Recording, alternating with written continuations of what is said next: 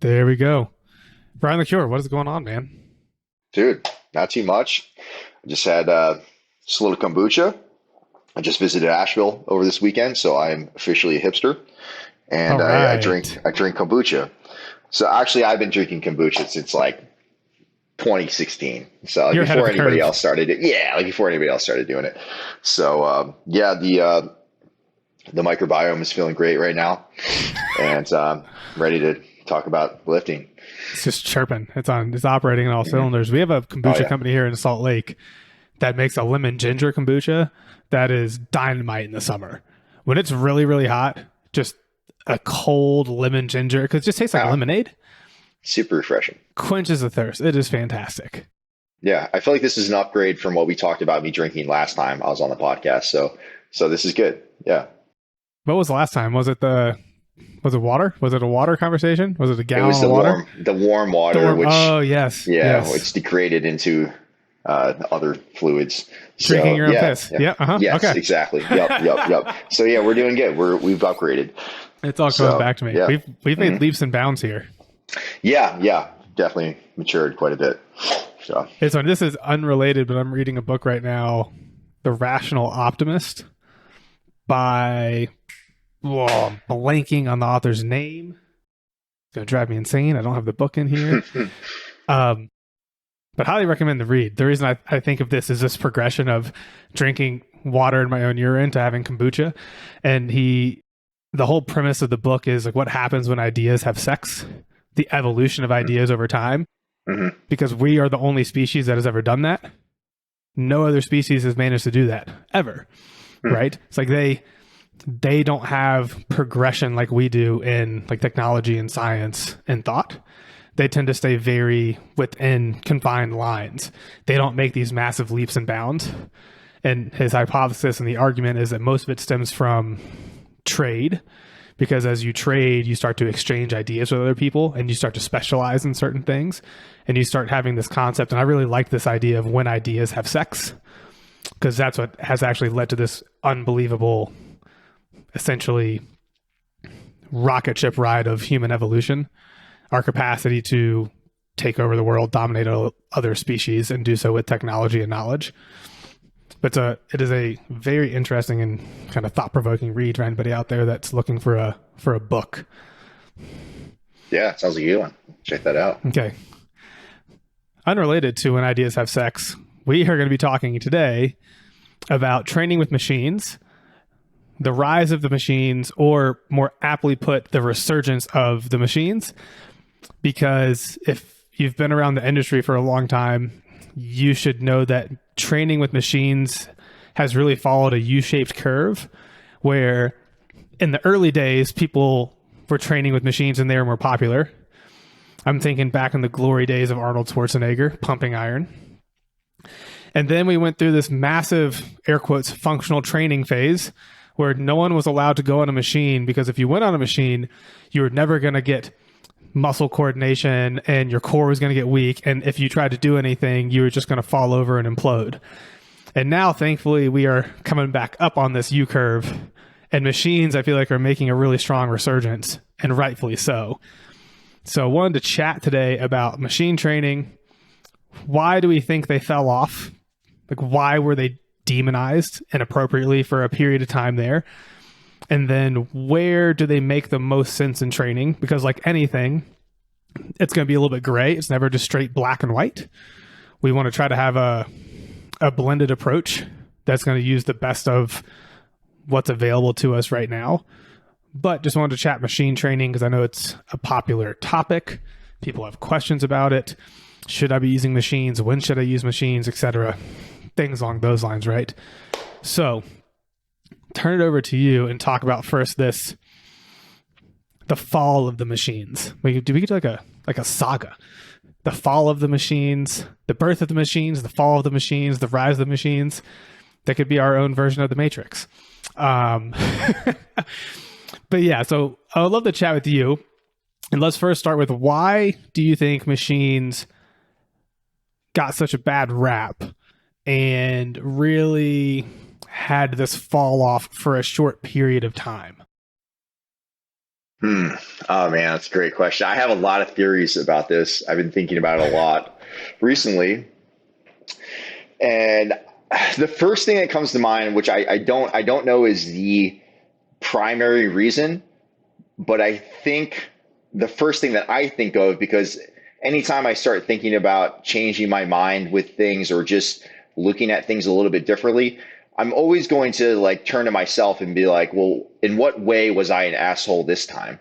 And what I think of, and I don't know that I'll completely blame myself for this, because I think that it was something that I kind of learned, whether it be directly or just a misinterpretation or from what I was learning from other coaches at a higher level. But I think it really is this idea as trainers and coaches that we want to feel needed. We're in a help based industry, right? Like we are doing this because we get this positive feedback and that people are coming to us. They feel better when they leave. It's just this giant ego trip, which is fine. Like everything that we do as humans probably has some degree of that in it. If it's going to be something that we're successful in, like there's no true altruism in this world as human beings, right? Like we're gaining something for. So I don't necessarily feel guilty about that. I don't feel bad about that. But I think that's the first place that my head goes, because it's a lot more complicated to teach someone how to deadlift off the floor than it is for them to do. Bad example. It's a lot more difficult for me to teach someone how to squat with a barbell than it is for me to teach them how to leg press. I don't really know what the equivalent on a machine is for a deadlift, like a hinge Yeah, I machine. was Those thinking things are about just weird that as hell. Yeah, you're like, the where's other this gonna day in the go? car. So I I'm like, actually do somebody, know what it we is. need a deadlift machine. We need No, a deadlift there machine. actually is. I think that there is. So a lot of the hack squats, like the hinge kind of hack squats, they're actually like my gym has one called, like I think they call it the perfect squat, which it's actually it's the imperfect squat. It's the worst squat.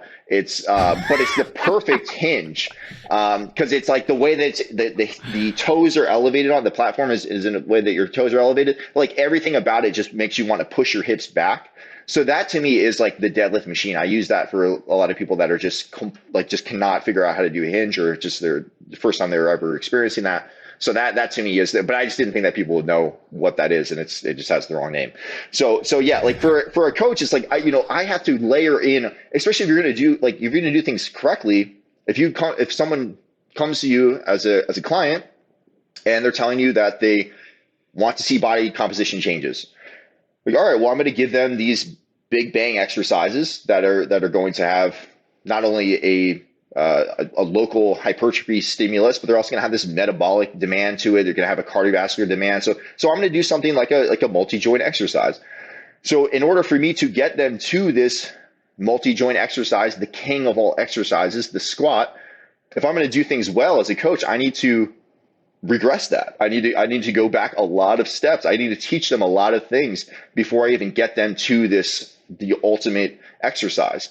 So I look really fucking smart when I do that. Like I'm telling them, hey, like this is before you even stand up off the ground. Like I got to teach you how to control your pelvis and your rib cage, and I got to teach you how to be able to breathe in those positions. And I need you to feel certain muscles as you're doing this. And then once we get past that, then we can go into this other progression that's going to lead to that further progression. And it makes me look really good. Like I have a plan and we're carrying it out and it feels good to them. And then now they're accomplishing things. I think that's beneficial. I don't think that that's useless, but I think a lot of it does kind of drive our egos a little bit, and it makes us feel important, makes us feel like we're doing a good job. I do think it is useful for other things, but when it comes down to that person's goal at that moment, it's like you could just put them on the damn leg press. Like this guy didn't say anything about wanting to be able to squat. They just wanted to like build their quads or get that effect from training. So Mm-hmm. that's where my head goes in the first place. So I don't. I'll kick it back to you. Like what do you think? Where do you think this comes from? I I think that an interesting concept here, at least when you think about how this U-shaped curve of machines is, it seems to have tied really tightly with the explosion of things like CrossFit and this more garage gym, like we have barbells, we have rigs, etc. I think a good bit of it has to do with the fact that machines are just expensive. Yeah, absolutely. Like, I think like you had this massive shift in what a gym looks like, right? Because traditionally it was a Gold's Gym or some other big Globo gym where you walk in and you got machines wall to wall, floor to ceiling. But then we have this resurgence of a very different type of gym. Sorry, not resurgence, a birth of a very different type of gym where you walk in and it's mostly barbells and dumbbells and rigs and racks and maybe rings and things like that. You don't see machines anywhere. And I think part of the reason for that shift is not necessarily because that training model's better. It's not, newsflash, but because it makes it reasonable for someone to open a gym or for you to have a gym in your garage. Because I can tell you right now that if I wanted to buy one piece of prime equipment, it would cost more than almost my entire garage gym. Yep.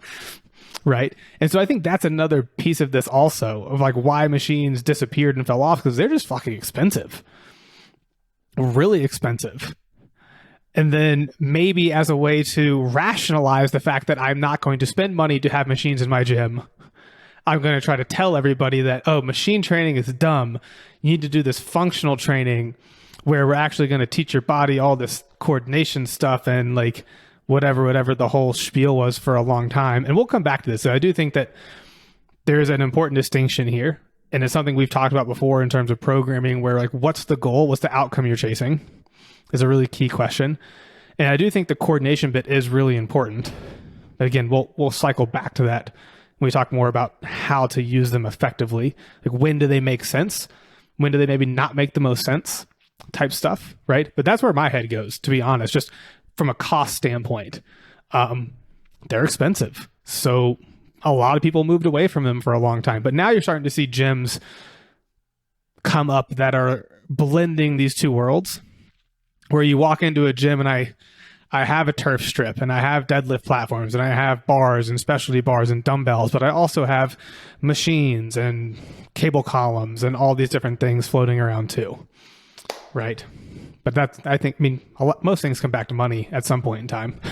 Yeah, that makes total sense to me. That's a huge one. It's funny. Yeah, I wonder what came first, and I would guess that you're probably right. I don't know when this whole like functional training thing started. Probably like late 90s, early 2000s. I don't know. I'm not exactly sure. That's what I was. Yeah, that's what I was going to go with. So, yeah, I'm curious, like if people started to try to sell that before those gyms started popping up, but I mean, who knows? It's like one of those it's like probably the least useless version of the chicken and the egg scenario. But this is what we're going to talk about for an hour. So, but yeah, it's interesting. Like, but I think that's like, you totally nailed it right there. It's a very practical reason. It's just like, dude, like no one can afford that shit. Like, it's super expensive, takes up a ton of space. You're kind of locked in. And once you do that as a gym owner, it's like you got all this crap, and like it's exponential too, because it's like if you're going to have machines, you also need to have the room, and that means you have to have a larger space. So it becomes a huge cost. Plus, there was this massive shift away from doing one-on-one personal training. We're going to more group training, small group training, class-based training, and with how expensive machines are, like, there's no chance that you're going to be able to run a CrossFit style model with a predominantly machine based gym. Because if I have 20 people in a class and I have one machine, how am I going to get all 20 people through this one machine in a time effective manner? Yeah. I think that's potentially another thing that we saw, is this shift in model to where machines make a lot of sense, right, in that more one-on-one setting where I don't have to worry about I have an hour-long class. How am I going to have 20 people do this one machine more or less at the same time? Right. Yeah. I think that's potentially another component to it also. Mm-hmm. Yeah, for sure. But if we want to transition and talk more about the actual usage of machines, I think that's what's going to be far more beneficial to people listening than our hypothetical chicken and egg conversations. Right. And so I think I'll start with this, and I would love to get your input on it. I think when the primary goal is going to be an output-oriented goal. So I tend to classify exercises on a spectrum from sensory motor on one side of the world, where I really care about fine feel positioning. I'm primarily trying to chase coordination and movement change. On the far end of the spectrum, I have output movements. And the entire goal of an output movement is pure physiologic output. I'm either chasing strength, I'm chasing hypertrophy, or I'm chasing power. One of those three. And if that is my goal, if I'm in a purely output mindset, a machine makes without question the most sense, because I take away all the other extra complexity of even having to do something like a squat or a deadlift, which are amazing movements. They fit really well into that output category. I'm not saying to not do those things. A safety bar squat, a straight bar deadlift, those are still fantastic output movements. But if all I'm thinking is pure output, then that's where machines make the most sense to me, because I can really just remove all the other crap and be like, okay, we are just chasing pure physiologic outcome here of getting stronger, putting on more muscle, or getting more powerful. I can worry about the coordination bit with my other exercises, like my accessory exercises.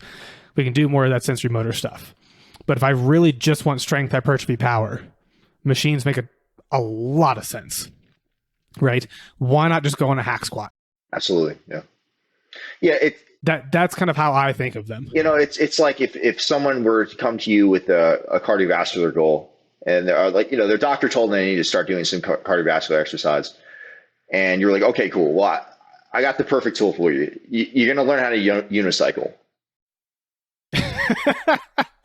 Like that's kind of what we're saying when we do like squats and that's all that you're doing. If you're having someone snatch for body composition, it's like, well, yeah, maybe, like, I mean, if they get really, really fucking good at that, like maybe they're going to get that local adaptation that you're going for, or whatever the case may be. But it's like, dude, I mean, I could just use a bike that they could sit on and they'll get that cardiovascular response. I don't need to teach them how to unicycle. Yeah, put them on an assault bike. It's idiot proof. Exactly. Yeah. Here's what we're gonna do. We're gonna go on this bike. As long as you don't fall off, just move your arms and legs. Here we go. Yeah, I mean, I've seen people get hurt on echo bikes, and one of them happens to be in this room with me right now. But aside from that, it's pretty idiot proof. Like you're probably not going to hurt yourself on an assault bike, on an echo bike.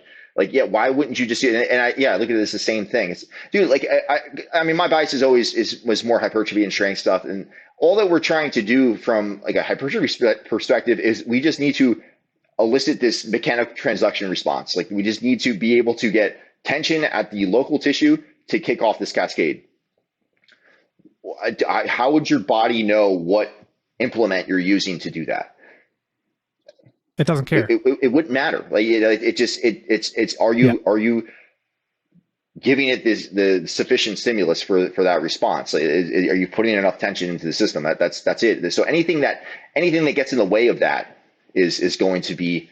I mean, we could go like all sorts of ridiculous examples. It's like, like, are you going to are you going to try to work out in water or something? It's like, well, that's going to get in the way. Like, are you going to work out in a snowsuit? Like, that's going to get in the way of the thing that you're trying to do. So like, why would you not just go after that thing that's going to make it the easiest way to just sit down and do your work? Like, there's really no reason. Yeah. And from a hypertrophy standpoint, more than any other. Yeah, I think so, for sure. Like that's where the biggest, boldest asterisk term of everything we've said so far, from a hypertrophy standpoint, if your goal is to hypertrophy a muscle, machines make the most absolute number one most sense. Assuming that the machines are good. Because you actually... Yeah. Assuming that the machines are good and that you understand how to set yourself up on the machine potentially, right? Because most machines aren't really built by the smartest humans, no offense, right? They kind of get you where you need to be, but there are going to be some small tweaks and changes that you need to make. But like, let's be honest, right? Just having dumbbells and barbells is not the optimal world for hypertrophy. Like, you can make it work. I'm not saying that you can't get jacked doing that, right? You definitely can. Like, look at gymnasts, look at high-level CrossFit athletes. Like, they have good physiques. They're never going to step on a bodybuilding stage and win because they don't have the mass and size, et cetera, right? But like, they're, for the average layman, like they are jacked, okay? So you can clearly get jacked that way. But machines still make so much sense because you just don't have as much freedom and flexibility in terms of like your angles and your positioning of how to actually hit different muscles and different angles and different positions, lengthened, shortened, this, that, or the other, when you don't have the machines at your disposal, right? Because, well, you can do pull-ups and they can definitely help, but you'd probably be better off if you had a cable column where you could do some type of like one arm lat pull downs, or you could do pull downs, or you actually have like a chest supported row of some kind, right? Just like these tools are going to help in an enormous way, because it's going to allow us to really isolate the muscle in question far better and truly make that muscle our limiting factor. Whereas these other more complex exercises, there are a lot of other chinks in the chain that can fail first. And I think that's the key point here. For sure. Yeah. It's like, I can't really think of, especially for lower body. I think you can make an argument for upper body.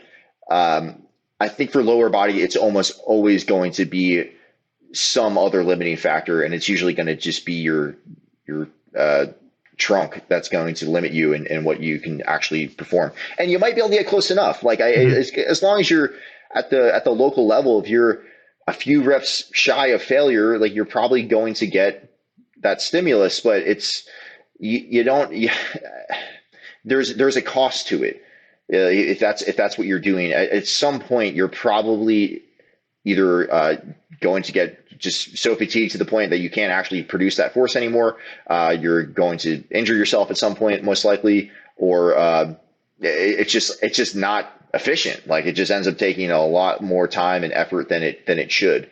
So yeah, I think you can argue for like for certain people, like maybe a bench press is just as good as a chest press, machine chest press for some people. I think you can definitely make that argument for maybe a bicep curl is fine, whether it's on a machine or a barbell. Like it probably doesn't make that much of a difference. Yeah. But for a lot of your lower body exercises, I mean, that's where I see the machines having the most utility, and probably like you just mentioned with the back exercises as well, because like doing things like bent over rows for it all really just comes down to like your trunk being the first thing that fatigues. So I don't think that you're going to be able to get close enough to failure at the local level with a lot of those exercises to get the optimal response. You will definitely get a response, but it's going to come at a cost, and it's probably not to the highest level that it could be. Yeah. Again, like we're not saying that barbells and dumbbells can't get you jacked, because they can, right? We're talking more if in a perfect world situation, what can we actually do here? What is going to be optimal? And I think the distinction you made is really important, because I think if we think about these in big categories, we have lower body exercises, and I think the only lower body exercise that maybe doesn't fit on machines we mentioned earlier, unless you have the perfect squat, which is really the perfect hinge. It's really hard to get a good loaded hinge, right? That's where I still think you need, for example, a trap bar RDL, right? But if we're thinking other lower body exercises, the first thing that's going to fail is not going to be your legs, right? Like I safety bar squatted today, and I can guarantee you that I did not fail because my legs were the primary limiter. It was my trunk and a whole bunch of other things that came in together. My legs definitely got worked, but it's not the same as a hack squat or a leg press, or even the variation we did last time out in Texas, which I really like, where you walk your feet forward on a Smith machine. Like that quad pump is unreal. You will never replicate that quad feel with a normal bar. No chance, right? And then I think that upper pressing exercises, you can be fine without machines, right? But I think when we start talking about upper pull gets really, really, really difficult if you have access to no machines, right? Because there's not much I can do once I start getting above horizontal, right? Okay, cool. Like maybe I can Meadows row with a barbell, I can dumbbell row, I can bent over row, etc. But if you don't have any machines, if you don't have a cable column, anything in that realm, and we start getting you above horizontal, I've got like no options for what I'm going to be able to do to get you actual incline, vertical, upper pull variations, right? Like I'm not going to use bands because they tend to be really dumb, and the distribution of tension is ridiculous. It makes no sense, right? Just little things like that can make a humongous difference, because otherwise I'm trying to think, what are we going to do? You're going to have to do a bazillion pull-ups. Like, I don't know. Even just having a cable column makes a humongous difference in my ability to do tons of different upper pull variations.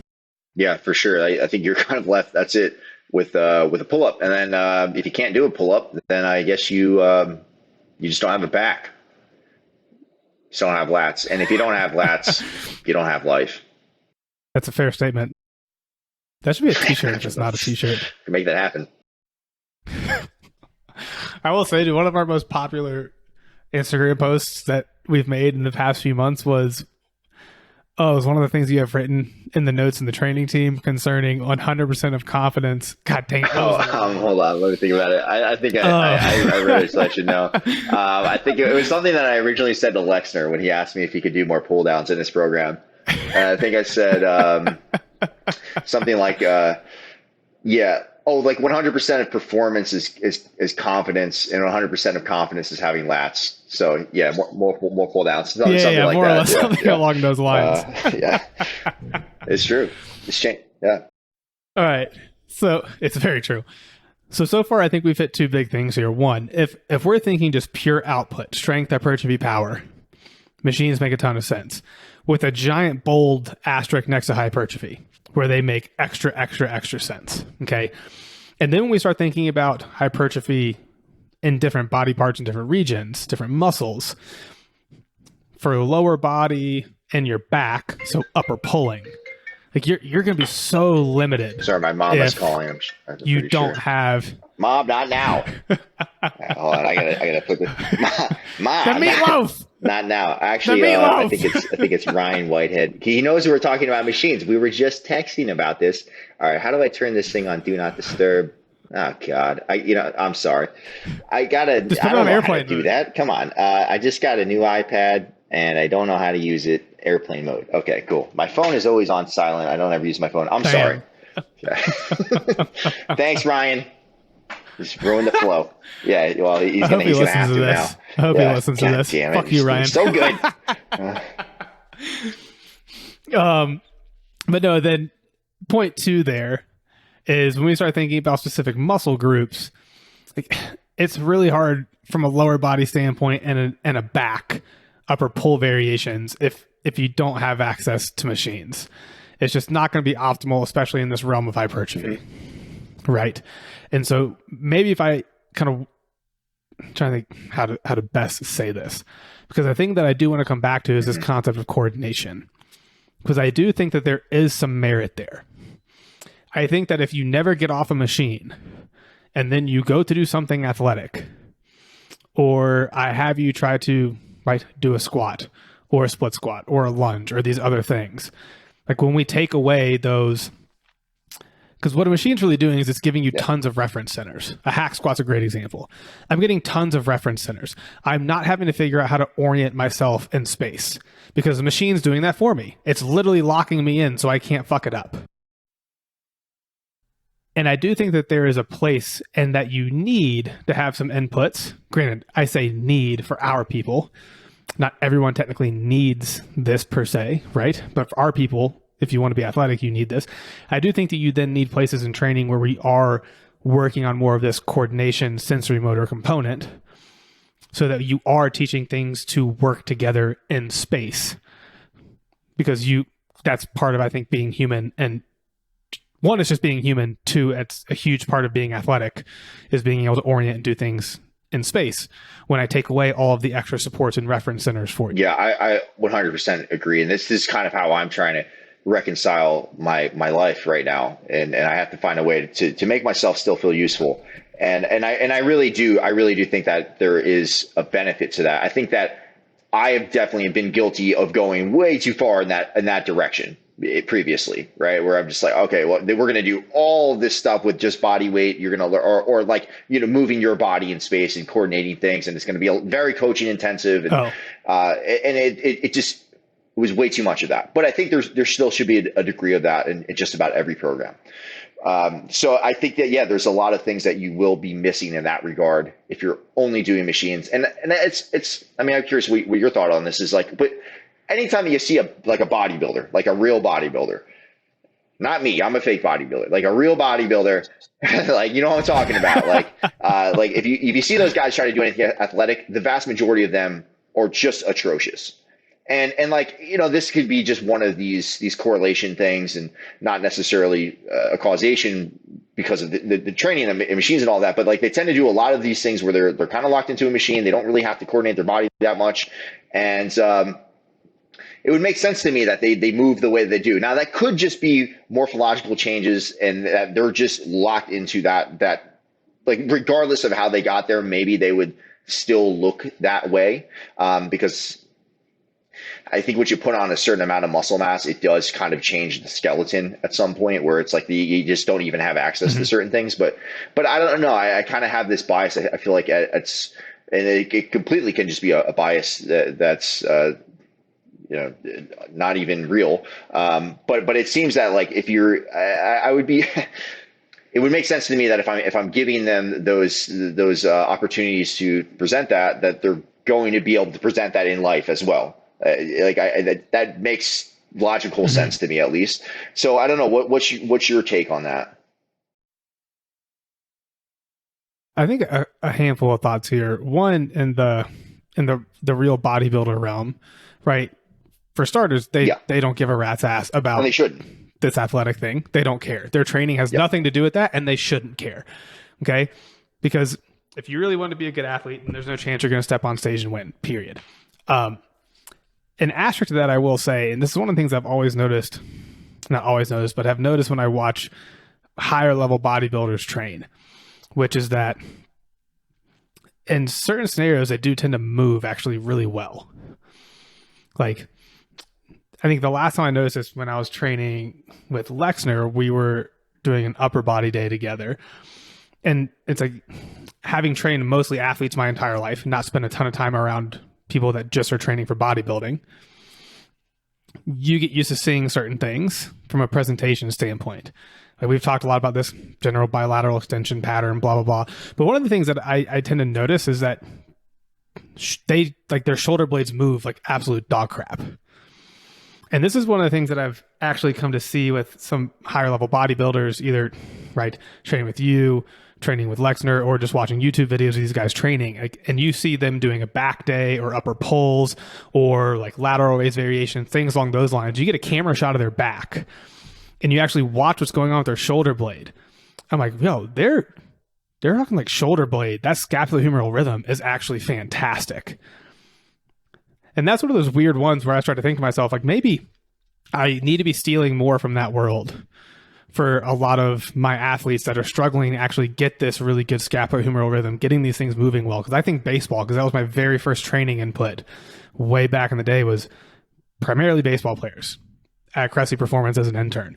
And we spent tons of time trying to work on getting scaps moving on ribs, getting this good scapulohumeral rhythm.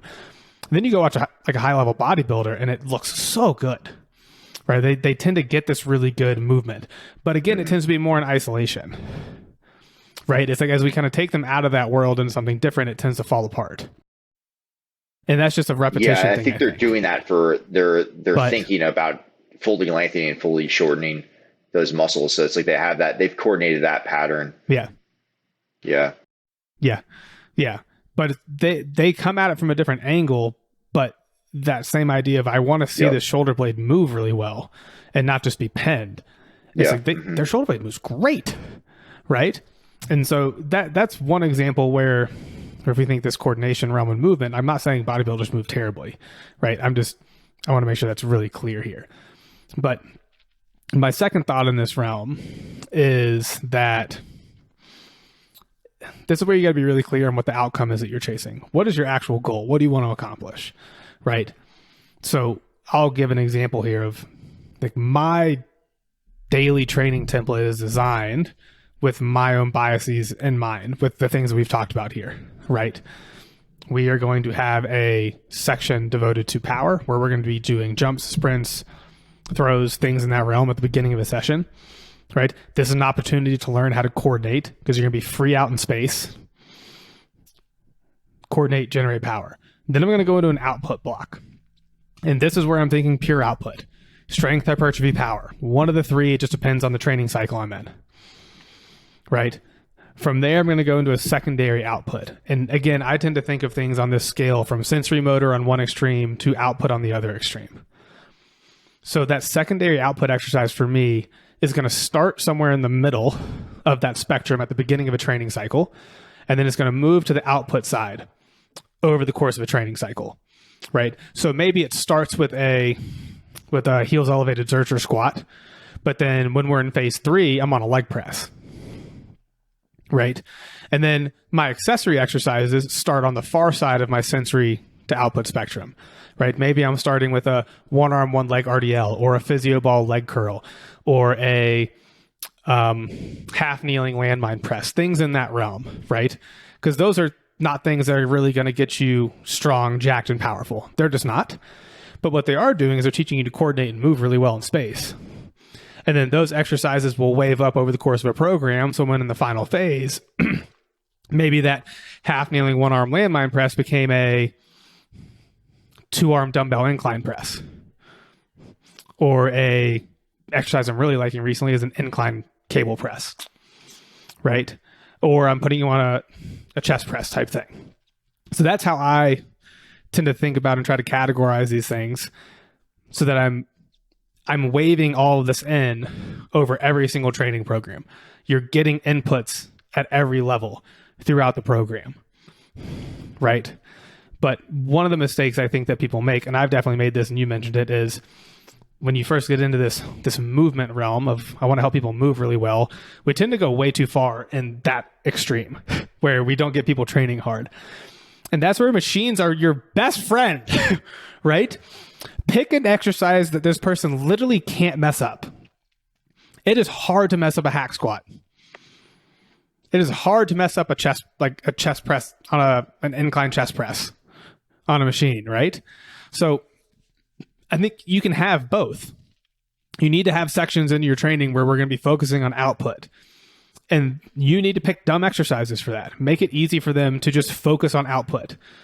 And then give them things where we're going to focus more on the movement bit. And then all of that waves over a program. So you're getting all those inputs together, right? But again, we have to keep in mind that we're training people that want a little bit of everything. We're training the extreme generalist, right? They want to be strong. They want to be jacked. They want to be powerful. They want to be athletic. They want to be well conditioned. This approach we're talking about is not going to be really successful for the person that wants to compete just in bodybuilding, for the person that wants to compete just in powerlifting. So let's make sure we keep all of that in the appropriate scope.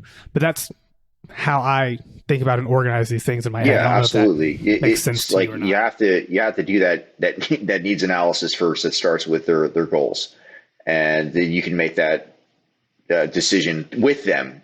Just decide like, hey, when you say this, like when you say that you want to focus on, because this happens a lot with guys that I get through Rebel too, because I know that they're coming in and they still do want that other stuff, but they'll just say, hey, I just want to put on muscle mass. I'm like, all right, well, do you mean that to the nth degree? Like at what point do you cut this thing off? Because I have a feeling that you still want to be strong in the traditional lifts. You still want to be athletic enough that you can continue to do whatever sport you like to do recreationally. So that's a conversation that I have with that person, just to make sure, hey, just so I understand, like where are you at? If you're talking like at all costs, then yeah, we're gonna focus almost exclusively on the dumb stuff. I still have a bias, and maybe I'm just trying to make myself feel better about the effort and the education that I've taken myself through over the years. But I still think that there should be some degree of stuff where you're moving yourself through space and you're getting some rotation every now and then, and you're doing some unilateral work. Like I still think that's beneficial, and I still think it can come at a very low cost. I think like you can easily build that stuff into a cardio day. Like they can be just like a GPP kind of cardio cyclical thing. Yep. And I'll use that as just an insurance policy, and I'll know that half the people probably are just never going to see that part of the spreadsheet. For some reason, it never shows up on my end. I don't know. The GPP day, I never heard of it, and that's okay. But I think I like to use that as an insurance policy. I think it's good to have that in there just in case. But that's kind of the extent of it. If we're really talking about full blown hypertrophy training. Like I want to use all their resources towards the stuff that's going to drive that adaptation. Yeah, I think full blown hypertrophy or full blown strength. I think what you just said is totally spot on, where you still need those coordination sensory motor inputs, right? Because those are the people that come to us. They're like, hey, I feel like I got run over by a bus. Exactly. Everything hurts. My back hurts. My hip hurts. My knees hurt. And it's just, you look at the training, you're like, well, bro, like, we're not getting any of this one input. Mm-hmm. This isn't going to be the majority of your input. But like, you need some of this stuff just so you can actually feel good and keep the car operating. It's just like taking the car to the shop to get work. And I think when we're talking in that realm, what you said is totally spot on, which is the best place to put that for those people is going to be on those GPP low conditioning days. Hey, here's what we're going to do. You're going to go assault bike for 20 minutes, and then you're going to go 3 rounds through this bodyweight circuit. And that bodyweight circuit is going to be all these things we've talked about. Lots of unilateral things. Get in the frontal plane. Get some rotation. All the stuff they're probably not going to really be getting in training, but they need. And they generally do so right away. They good. Usually leave those sessions just feeling really good. And I think like from what we can deal with, especially online and as trainers, when it comes to pain, it's like my approach with that stuff is, I'm not a high level physical therapist. I don't have a super high level education with biomechanics. I understand a decent amount, enough to get by. And where I come in as far as pain goes is like, I'm going to look at what things are you doing exclusively, and how do I get you away from some of those things? And does that send a different signal to your brain? And you end up leaving that session feeling better, reinforcing that exercise does not have to be painful. And I think that can kind of put an end to that loop a lot of times with people. I mean, just had a guy start last week, and it was just like, just did some different stuff. Like, that's basically it. Just had him thinking about different things, feeling different things. And part of feeling different things is not feeling that pain that was associated with walking into the gym. Like, it wasn't anything super exciting, but just that is enough a lot of times to get people rolling. And that will, I don't think you can just pick better machines or better setups for that type of stuff, because I think it's a deficiency in just their movement variability at some point, or just their variance. It's like everything at some point kind of becomes the same thing. And that, just from like an overuse injury perspective, is going to probably lead to some not great feeling joints at some point, or not great feeling muscles. So just having some different inputs seems to be really helpful. Yeah, 100% agree. I think that based off our experience at Rebel collectively, that is what we see over and over and over again. Time and time again. I saw it when I first started training 10 years ago, and it's the same story that repeats. You can even take someone whose training looks really smart. It looks really good. They do a good job with their exercise selection. They do a job like with the setup and the execution and the feel, but they end up still feeling like poop if they're just not getting these certain types of inputs, right? And that's the distinction that's so important. And again, just quick summary for people, because we're kind of coming up on the back end of this here. You should be using machines in your training if you're not, assuming you have access to them, because like we mentioned at the beginning, the cost factor is pretty big. Machines make the most sense when we're talking output, big output exercises. If you're not competing in a sport that is going to dictate you have to do this exact exercise, and you just care about getting stronger in a squat, getting stronger in a press, a machine makes a lot of sense. You can shut your brain off. You can focus on just moving load and moving it as hard and fast and powerful as you can. Strength, hypertrophy, power. I don't know if anything will beat a machine in just building those things, right? We have the upper body pulling concerns and the lower body concerns as well. So it'll be really hard for you to do upper body pulling to build back, especially lats, if you don't have access to machines. And like, if you're doing squats with a bar or deadlifting with a bar, your legs are not going to probably be the first thing that give out on that, right? So it's another reason that machines make a lot of sense there. But then we start transitioning and talking about, okay, machines make a lot of sense for output, but we still want to make sure that we're bringing in this more sensory motor world, which is maybe what the whole air quote functional training thing was trying to get at, it just got blown way out of proportion, right? Because we can't just throw machines out entirely. They are so important. They play a huge role in training. We need to bring the two worlds together. Full circle. Look at this. Here we go. Wow.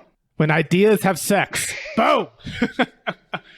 I will not contribute to that. That's not just going to go downhill really fast.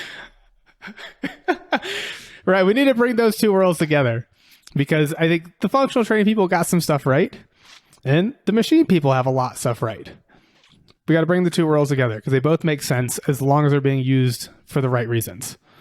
And you understand why you're using them. And there's good looking people at all of those gyms.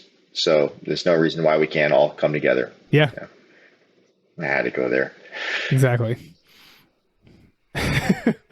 Yeah, I'll say just like, I think I appreciate the functional fitness thing. I think it did bring up some deficiencies in a lot of the training. But like you said, yeah, you can't just throw out some of the stuff that's still there. It's still, if it's accessible to you, it can still be super beneficial. I will say that was probably the worst era of fitness. I will go out and say that. I think that it's ending now. I hope. And it was definitely the worst era of my life up until this point. I can say that. Like, it's just like, man, do I really got it? Like, I got to do Turkish get-ups right now? Like, it's like, what am I doing? Like, I literally feel nothing. Like, not like this can't be doing anything. Like, there's just no chance this is actually doing anything. But I don't want Mike Boyle to think I'm an idiot. So this is what I'm doing. And I think that was a really trying time for me. That was a very hard time. And I'm really glad that I am at least past that. And it's like, I can appreciate both sides. And I can appreciate like my goal, like for me personally, doesn't require all that stuff. And I think that many people's goals do not require that level of craziness with the coordination type of stuff, but it definitely does serve its purpose. And it just really comes down to like, where is this person going? Where are they planning to go? Where are they coming from? And like, what is their current state? And then you can make a good assessment of how you're going to intervene at that point. Yeah, I really, for the it's life the worst thing ever. I hope that I never do one scale. ever again. I mean, I literally hate it. You know, it's funny. I actually had, and a lot of the thought of this, my initial statement about like, where did all this stuff come from, was from a client who was a physical therapist that I trained, one of my first clients. And he dropped a couple bombs on me during like the 5-6 years that I trained with him. He was kind of an ornery man, but I really appreciated him. And one of the things that he said to me was I was having to do this Turkish get up that I had planned this progression out for 8 weeks in advance of like, okay, this week you're just going to push off onto your shoulder and stabilize your scapula or whatever the fuck, the kind of things I was saying at that point. And I was having to do this thing and he's just like pissed, like just looking at me like I cannot believe I'm paying for this. And I'm looking at him like, how do you not understand how functional you're going to be? Like, imagine if you were to fall down and a baby landed on you and there was like this steaming acid on the ground and you needed to lift this baby up and push yourself up at the same time. Like, this is life. This is like, these are the things that you'll encounter. And I just couldn't understand it. And he's like, this is fucking stupid. Like, he's like, I'm not doing this. And I'm like, what do you mean you're not doing this? He's like, this is just an exercise that personal trainers make up to make themselves feel like they're needed. And I was like, you might be right about that. Yeah. It's like, you actually might be right about that, because I went as a personal trainer and paid a lot of money for someone else to teach me how to do this. Like, they got me too, man. So just a lot. Yeah. There's just a lot of those kind of moments in my life as I was going through these things. And they were like, it's just good to be past it for me. Like, I'm in a good place. I agree, man. I will throw out one here, and this will probably piss some people off in the crowd. One exercise that I really just don't like and despise, that I think is way overutilized. Again, this is gonna really upset a certain crowd of people because they have their own certification. Even though we don't give out certifications for equipment, and no other piece of equipment gets a certification, but this one has its own like certification. The kettlebell kind of pisses me off. Thank you. In particular, the kettlebell swing. So I have a hard time figuring out where this exercise fits because I'm not getting stronger. I'm definitely not getting hypertrophy. Maybe I'm getting a little bit of power, but why not just fucking do a broad jump or throw something? Because it'd be a far more effective exercise to build power. The only place a kettlebell swing makes sense is in conditioning. Yeah, you're getting tired. Yeah, it's just a conditioning exercise, right? That's going to piss off a lot of kettlebell people. But I've been thinking about this more and more, and I'm trying to figure out.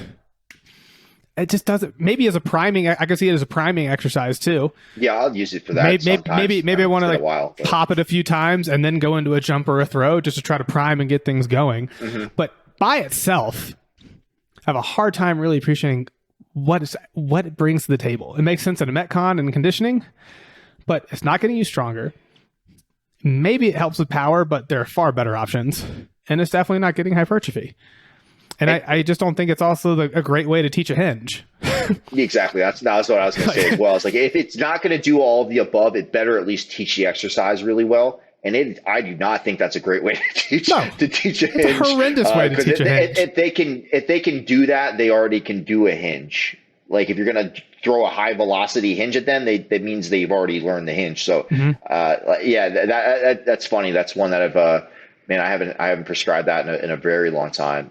And I used to a lot because I just kind of thought it was something I was supposed to do. But it definitely, I could see it in like these like conditioning type of circuits or whatever. Like they feel pretty good. Like just subjectively, like I feel like if you're, sometimes your like hamstrings are a little sore or something going into a session, it's kind of nice because it's not like they're getting like heavily loaded eccentrically. Like the weight's really light, it's really fast.